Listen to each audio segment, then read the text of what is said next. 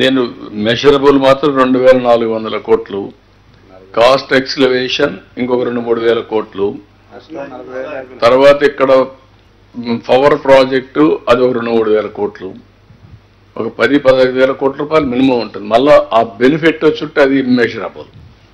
ఈ నీళ్లు తీసేపోయి పంటలు పండుంటే పంటల్లో వచ్చే ఆదాయం అదనం. అది ఒకసారి జిఎస్టిపి పెరిగిన తర్వాత ఆ జిఎస్టిపి పైన మళ్ళీ ఆదాయం వస్తుంది, అది వెల్త్ వస్తుంది, డబ్బులు వస్తాయి. ఇట్ ఈజ్ ఒక మూమెంటం అన్నమాట, ఒక స్పైరల్ మారిగా అన్ని నాశనం అయిపోయినాయి.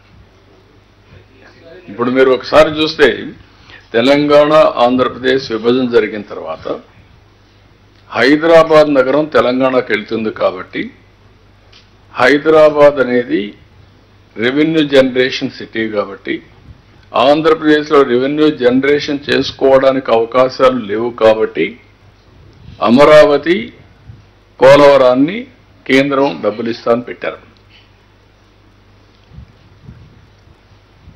అదే గాని ఆ రోజు కానీ పూర్తయి ఉంటే ఈరోజు మనం అమరావతి పోలవరం అమరావతి రెండు కూడా టైంలో అయి ఉంటే తెలంగాణ ఆంధ్రప్రదేశ్ కుడి ఎడమగా ముందుకు పోయేవాళ్ళం. ఈరోజు ఎక్కడో వే బిలోకి వెళ్ళిపోయాం. ఈ 5 ఏళ్లలో అధక్ పాతాళానికి వెళ్ళిపోయాం మనం.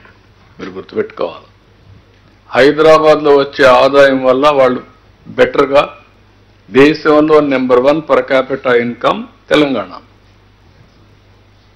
ఈరోజు. అది ఆ రోజు నేను చేసినటువంటి ఒక ఎకో సిస్టమ్ క్రియేట్ చేసాం. ఆటో పైలట్లు ఎడతా ఉంది, ఎవరు వచ్చినా కూడా జరిగిపోతా ఉంది, ముందుకు పోయే పరిస్థితికి వచ్చింది. కనీసం ఈ రెంటి పైన శ్రద్ధ పెట్టి ఈ రెండు చేస్తే మళ్ళా రాష్ట్రం ఘాట్లో పడుతుందని చెప్పి రాత్రింబగుళ్ళు కష్టపడితే రాష్ట్రానికి ఉండే 2 కళ్ళు పొడి చేసి అంధకారాన్ని సృష్టించే పరిస్థితికి వచ్చారు. బాధ, ఆవేదన ఓసారి.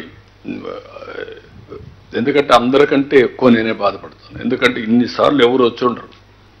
దేశ చరిత్రలో 28 సార్లు ప్రాజెక్ట్ దగ్గరికి వచ్చి ముందరు తిరుగుతూ ఉంటే మా ఇంజనీర్లు చెప్పారని నాకు అన్నీ తెలుసు. అవన్నీ ఎక్కడ కాఫర్ డ్యామ్ అప్పర్ వస్తుంది, ఎక్కడ డౌన్ వస్తుంది, డయాఫామ్ వాల్ ఎక్కడ వస్తుంది, గ్యాప్ 1 ఎక్కడుంది, గ్యాప్ 2 ఎక్కడుంది, గేట్లు ఏంటి, everything.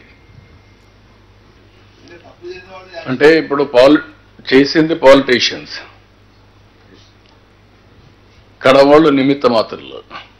That is the beauty of democracy. ప్రజలు పనిష్ చేశారు కానీ నష్టపోయింది మాత్రం నష్టపోయాం. జరిగిన నష్టాన్ని, జరిగిన విధ్వంసాన్ని తిరిగి రికవర్ చేయలేం. కానీ పనిష్ చేశారు, అందుకే 11 సీట్లు ఇచ్చారు. 11 సీట్లు ఇచ్చారు అంటే దట్ ఈస్ అది ఆ 11 సీట్లకు డిజర్వింగ్గా కాదా అది వేరే విషయం. I'm not debating that today. I don't want to make it political. ఇది ఒక కేస్ స్టడీ. భారతదేశ చరిత్రలో ఎలాంటి దుర్మార్గమైన కార్యక్రమాలు చేసినా కూడా బుకాయించే పరిస్థితికి ఉన్నారంటే this is the case study.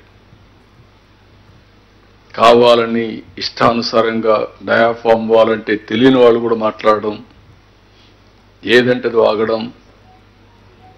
అంటే ఒకసారి మీరు చూస్తున్నారు 6 నెలల నుంచి బూతులు లేవు ఈ రాష్ట్రంలో. అంత మునుపు ఎవ్రీడే భయంకరంగా విమర్శించుకుంటే తప్పులేదు. పాలసీల మీద విమర్శించాలి, రాజకీయం మీద విమర్శించాలి, ఇష్యూస్ పైన విమర్శించాలి. ఇష్టానుసారంగా మాట్లాడడం, ఏదంటే అది మాట్లాడడం. ఇంకా కూడా మాట్లాడుతున్నారు అక్కడక్కడ. ఆ బూతులు అయితే కట్ అయినాయి కానీ ఇంకా ఉంటాయి. ఆ సోషల్ మీడియా కూడా ఇష్టానుసారంగా పెట్టి ఎక్కడో అమెరికాలో పెడతారంట, ఆస్ట్రేలియాలో పెడతారంట, అక్కడ పెట్టేసి తప్పించుకోవచ్చంట, వాళ్ళు పట్టుకురాలేమని. ఇలాంటి తప్పుడు విధానాలు అనేటివి చాలా బాధేస్తుంది. I don't want to go all these things today.